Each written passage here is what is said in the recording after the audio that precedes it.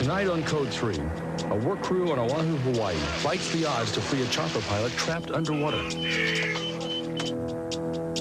Los Angeles firefighters attempt to rescue an injured driver from a car before it takes a deadly plunge. The only thing that I can think of is we're going to fall. And emergency workers risk their lives searching for survivors in New York City's U.S. air disaster. That's what I remember most, the water just rising.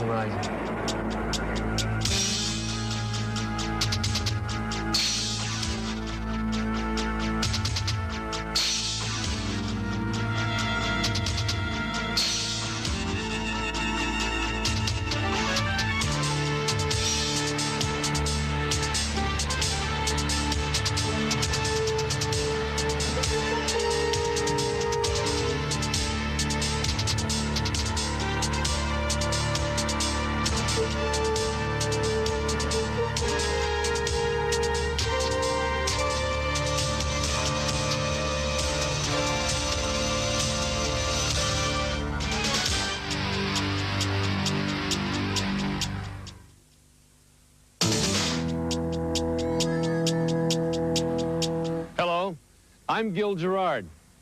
This year, more than 90,000 Americans will lose their lives in accidents. 90,000. It's a staggering figure. Yet many more would die if not for the paramedics and rescue teams who respond to the Code 3 alarm. Sometimes professionals aren't the only ones who get involved. Ordinary citizens, people like you and me, are often the first on the scene. That was the case on the island of Oahu, Hawaii, where camerawoman Vicki Keith was shooting documentary footage for Hawaii Electric. The day was Friday the 13th. I had only just spoken to this pilot 10 minutes before. We had been sitting around talking about how it was Friday the 13th, and we hoped nothing happened.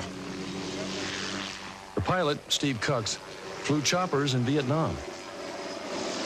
Crew Chief Warren Amaral, known as Tiny, is also a Vietnam vet.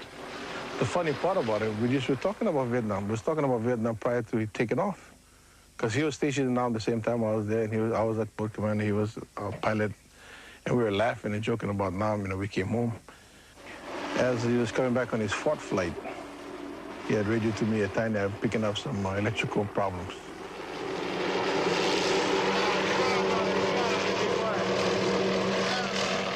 The chopper begins to seriously malfunction. Cooks tries to stabilize it and set it down.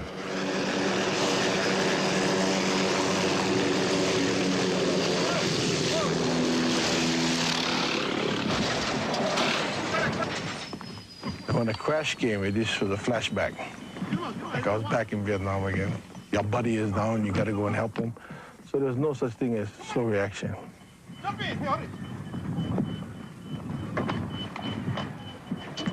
The pilot lies unconscious and trapped underwater. His legs pinned beneath 1,600 pounds of wreckage. Call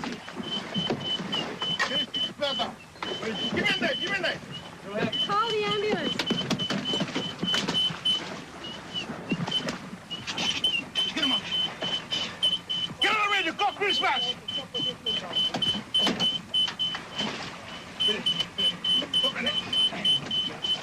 The chopper's alarm system warns that the aircraft could explode at any moment, which forces some members of the work crew to keep their distance.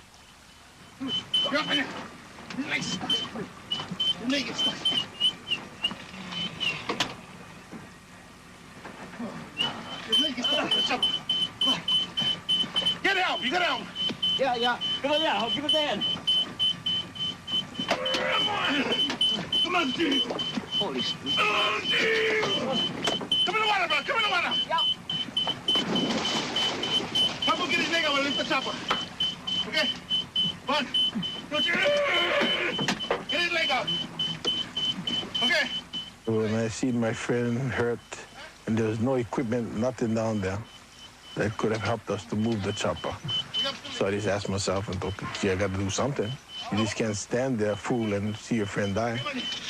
Watch it down. Bring on. Hold his head up. Hold his head. I don't want to. Okay. That's what she's saying. The pilot's left arm has been nearly severed in the crash. He's losing critical amounts of blood, and he's going into shock.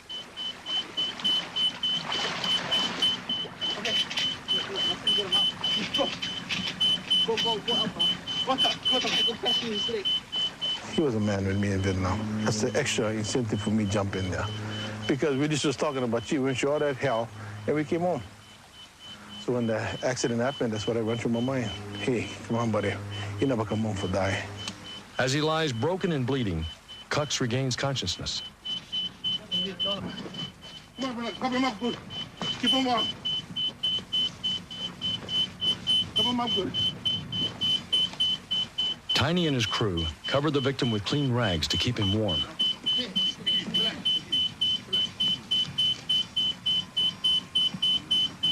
You're all right. Doctor, he's coming now. The ambulance is coming. Don't worry about that. Steve asked about his fingers, whatever. He felt some numbness. And I explained to him, oh, there's nothing wrong with your hand. There's only a laceration, Well, we were taught, even in the service, you don't tell a man how bad he is. You say he's going to get better. You try to reassure him that he's going to make it. Not look for faults and tell him, oh, your arm is off. Yeah, he didn't need that. Steve, we're going to just put you on a backboard, okay? Then we're going to just put your arms, okay? We're going to fly you. No, it's a simple practice, okay? Don't worry about it, brother.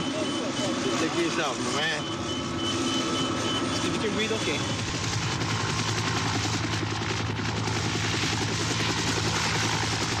Recognize. Huh? Yeah. All right. He's there. That's all right. That's my man. Paramedics fly the patient to a Honolulu hospital, where he undergoes emergency reconstructive surgery.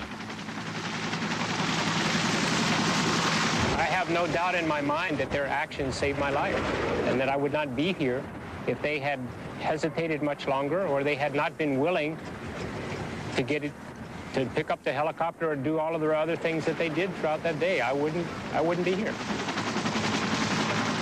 Watching Tiny on the videotape actually physically pick up the helicopter, which is a feat that even somebody his size can't do, and he did it.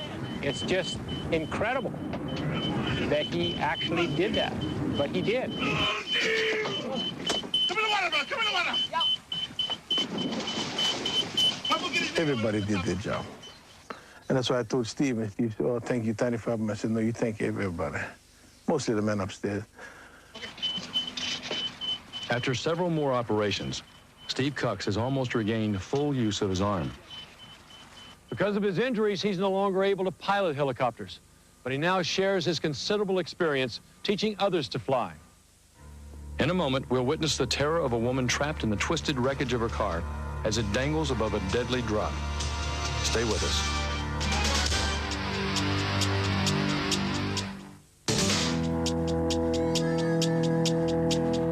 This year, roughly 45,000 Americans will die in motor vehicle accidents. The causes range from simple mishaps to drunk driving and reckless speed. Our streets and highways can become a danger zone, as we're about to see in 2 separate rescue attempts. First, we go to a Los Angeles freeway overpass, where a female driver literally hangs between life and death. She's lost control of her small car, which teeters precariously 40 feet up. Passing motorists have tried to secure it with ropes, but it could break loose at any moment.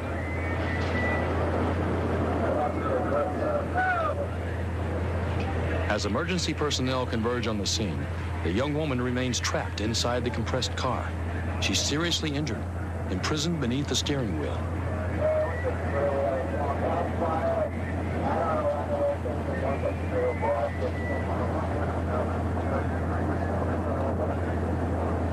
She was yelling and screaming, so I decided that we weren't going to endanger any more people by putting them into the car until we got it secured, because it was just barely hanging onto the guardrail post. When the tow truck secured to the vehicle, he only secured to the rear half of the vehicle. And when he tried to winch the car up with her still in it, we noticed that the car was actually tearing in half.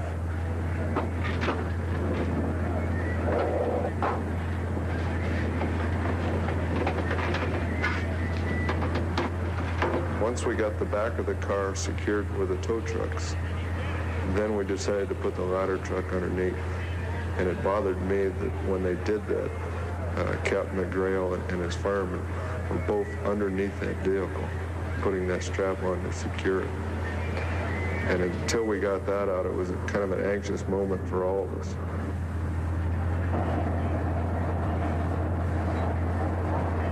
The car would rock and creak, and it sounded like it was going to fall over at any time. So what I did is I held her hand, and I tried to comfort her and make her feel a little safer. Sometimes it worked, sometimes it didn't.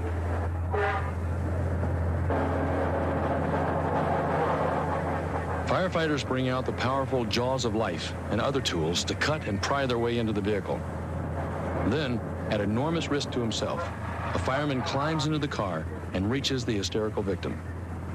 When I first stepped into the car, the only thing that I could think of is we're going to fall. That was it.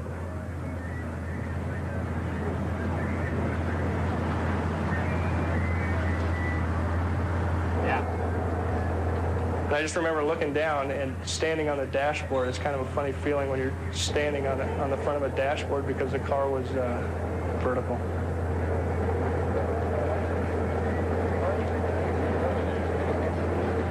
My knees were definitely knocking, and I could get her feet untangled from the pedals. And after that, we were able to get her out.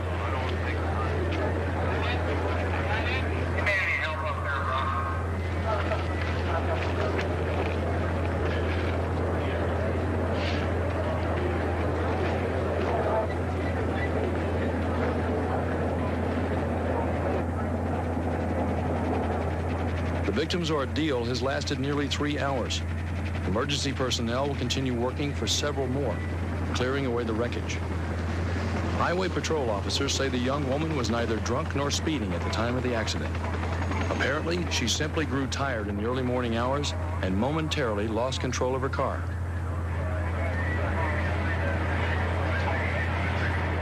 This driver was lucky. Paramedics rushed her to a local trauma center, and she fully recovered. In our next segment, we'll see what happens when alcohol and excessive speed cause a driver to lose control of the wheel. The setting is North Lauderdale, Florida, where Bill Pfluger describes the chain of events that propelled him into the role of Good Samaritan. A motorcyclist was ahead of me, and I was driving to work, and a guy passed us at a high rate of speed. When he tried to get back into our lane, he overcorrected, and the car spun. And it spun 4 or 5 times and flipped into the canal upside down. When rescue workers arrive, they find the unconscious driver pinned underwater by the overturned vehicle. Pfluger and other passing motorists hold the victim's head above water. When we arrived, the vehicle was halfway in the water. We noticed that the victim was also trapped in the vehicle and could not be freed. So we then actually went into the water approximately 5 feet deep and tried to secure the vehicle the best we could. It was sitting within about 2 to 3 feet of muck. The victim has only a few inches of breathing space as the car sinks into the mud and debris. Firefighters apply the jaws of life despite the underwater danger. When you're operating heavy hydraulic equipment with 14,000 pounds of spreading force with 0 visibility, you have to be really steady. And when you're doing it under just a sense of feel, it's very critical that you don't slip up. You don't think about all the contamination in the water, the alligators or the snakes or anything. You just go. The driver remains trapped until rescuers abandon the jaws of life and finish the job with bare hands. We finally freed his legs and actually spread the metal from the wreckage. We then put him in a Stokes-type basket and brought him up the embankment, and Broward County paramedics worked him from there and brought him to the hospital.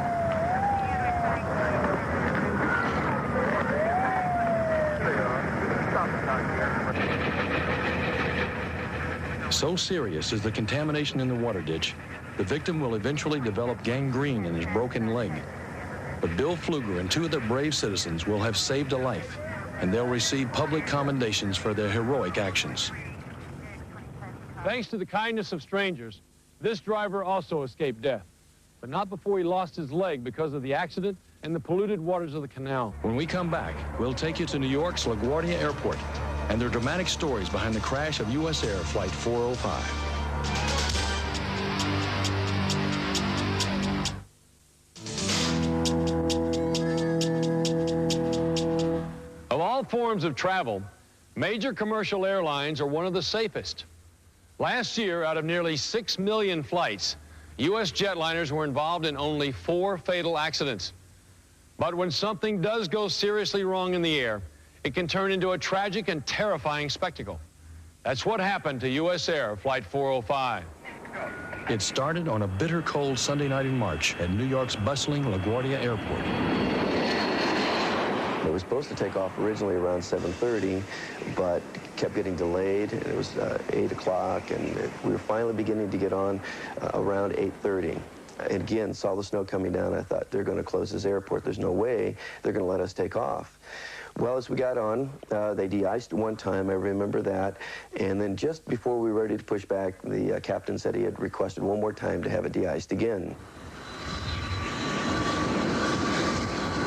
And we got closer, and I thought, well, I guess they're not going to de-ice. It must be okay. Plus, other planes were taking off in front of us. So we got onto the runway, going all the way to the end. We lifted off about 20 to 30 feet in the air, and the plane listed pretty heavily, about 45 degrees to the left. At that point, I knew we had a problem. That was my first indication. But then it seemed like it leveled off, and I thought, we pulled it out. That's great. But then a second or so after that, we slammed into the ground.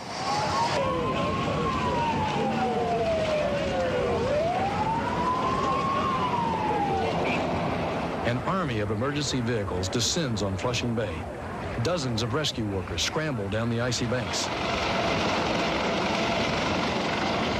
The initial reports, which sounded like they were confirmed immediately, was that the plane had landed in the water and was on fire. A ball of fire rolls through the plane's fuselage, engulfing both passengers and crew. Burning fuel spreads across the water.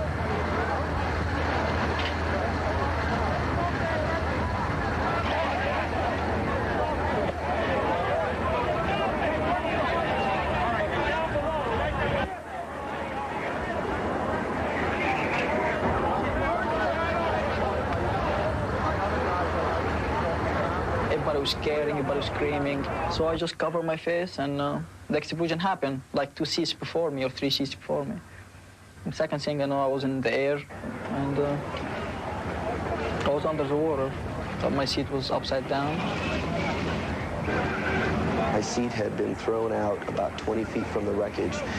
Just as we came over that embankment, it threw my seat out and several other passengers too. And I was still strapped to my seat. So I undid my seatbelt, and it was about waist-high water, so I was able to stand up in it.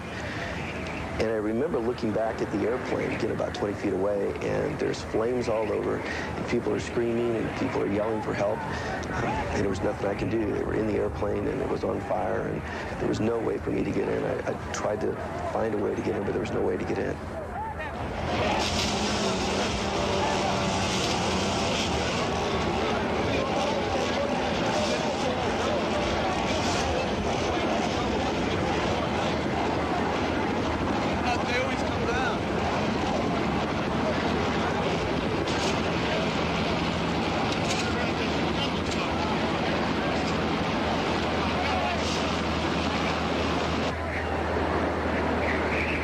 It was like a giant car wreck in the water.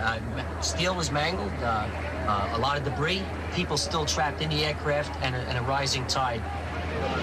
Because there's so little space in the crushed plane, divers abandon their air tanks.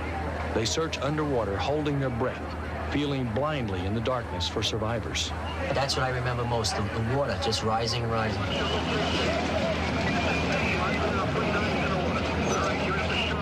Getting into the plane and working around inside the fuselage where you had half this plane was disintegrated, seats were mangled, cabinets were mangled, the plane had sharp edges, diesel, gas, aviation fuel was all over the place.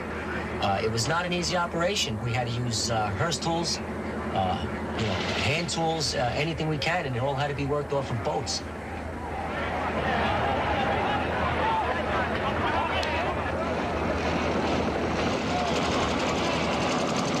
you suffer from exposure. The water's freezing. That's a dry suit, unless you cook. In some instances, divers must be helped from the freezing water, suffering from exhaustion and exposure. Priests arrive on the scene to administer last rites. More and more bodies are brought to shore and placed in a makeshift morgue.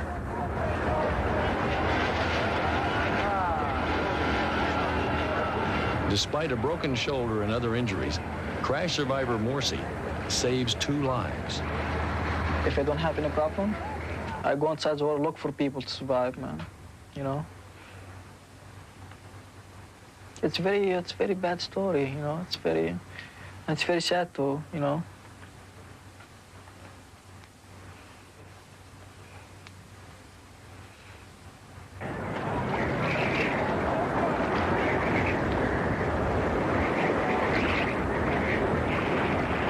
You have to go on and try to understand why you were spared, certainly have a new appreciation for life, and just kind of enjoy the sunshine a little bit more than I did before.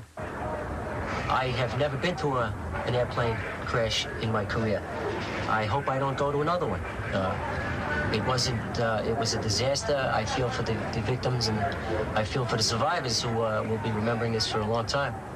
I'm glad I was there to give my service, but I hope I never have to do it again.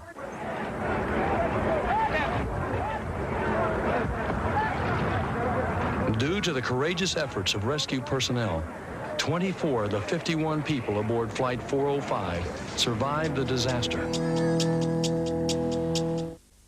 Tonight's episode of Code 3 mentions the American Emergency Service Hotline 911.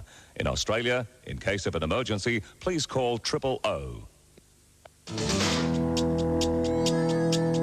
Tonight, we've been reminded that life-threatening accidents happen suddenly and without warning. But fortunately, no matter where emergencies may strike, we can count on both professionals and civilians who risk their safety for the sake of others. I'm Gil Gerard. Join us next week as Code 3 brings you more real-life stories from around the country and around the world. When Joel and Maggie end up having a weekend away together, sharing a motel room, one thing leads to another. Could Joel and Maggie finally become lovers? Wish them luck on Northern Exposure, 8:30 tomorrow on 10. Followed at 9:30 by Picket Fences. Next, 10 Eyewitness News with Ann Fulwood.